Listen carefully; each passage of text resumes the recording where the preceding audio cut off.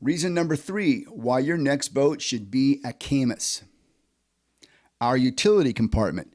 Anglers that do their own rigging will appreciate our giant access hatches, which gives you plenty of room to reach pumps and batteries. No other boat on the market gives you this much room.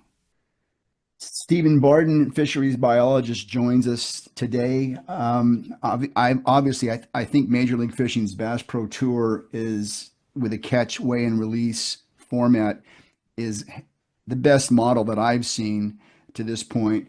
But that's one pro event, and we've got fruit jar events that happen at lakes multiple times during the week. We've got team tournaments all over the country. How how do we how do we protect those fish? Because pro Right. tournaments aren't doing the damage because they're not that they don't occur that often. But there are so many other things that are going on. Um, what's the answer? It's a complex answer, right? If we look at a fishery, some natural mortality occurs every single year. And then you have angler harvest, and angler harvest across this country is super low whenever we talk about black bass. Like we're talking 2 to 4% of all fish caught would be harvested for consumption. That number used to be a lot higher. Then we talk about just there are a certain percentage of fish that every time you fish are going to have a mortality associated with it. Once again, that's a low digit number as well. It might be 2 to 4% as well.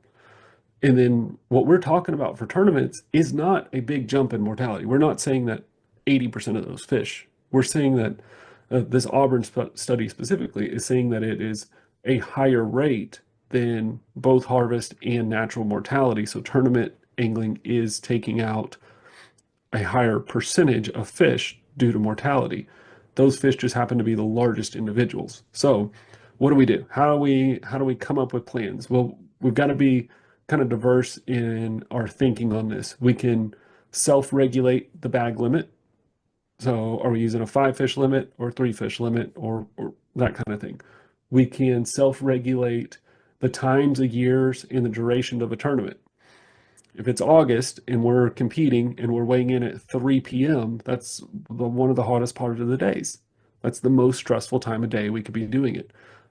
So maybe adjusting that to either, a half day event or maybe it's an evening weigh-in, something like that. There's ways to get around some of those things.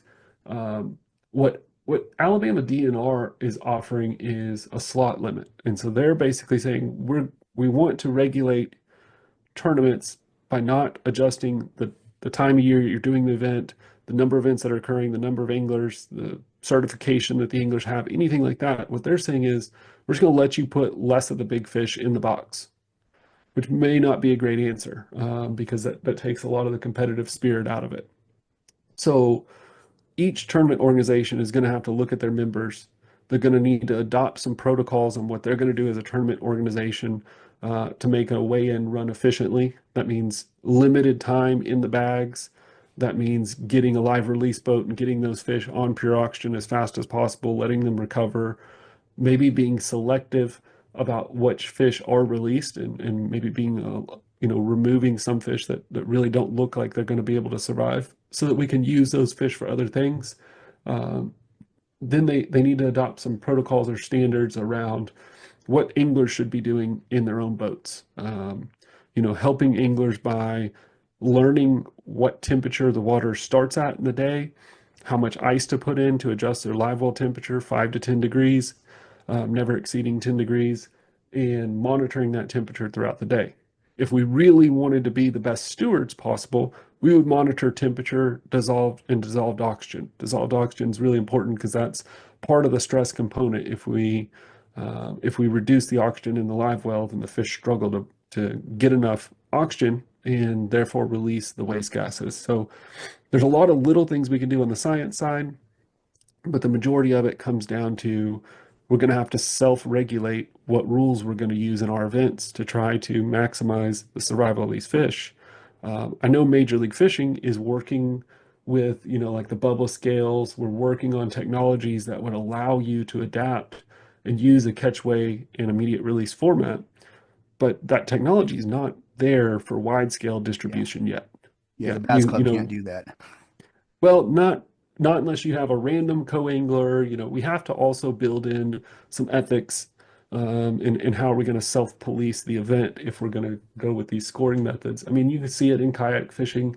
They have different stamps, they have different rulers, they have different things to try to self-police what is happening, and you still have bad actors that try to, get around those rules. You know, I hope one day we live in a tournament society where we can self-police and we can do that, but we may never get there.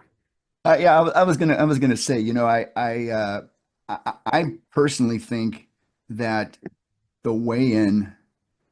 I mean, in the old days, we had weigh-ins where guys had fish on stringers. I mean, Right. the guy's holding up his 10 or whatever 15 fish he caught, and those fish were all dead.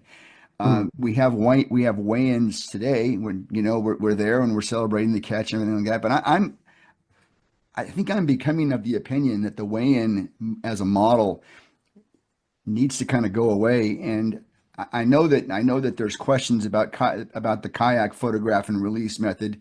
Um, Right.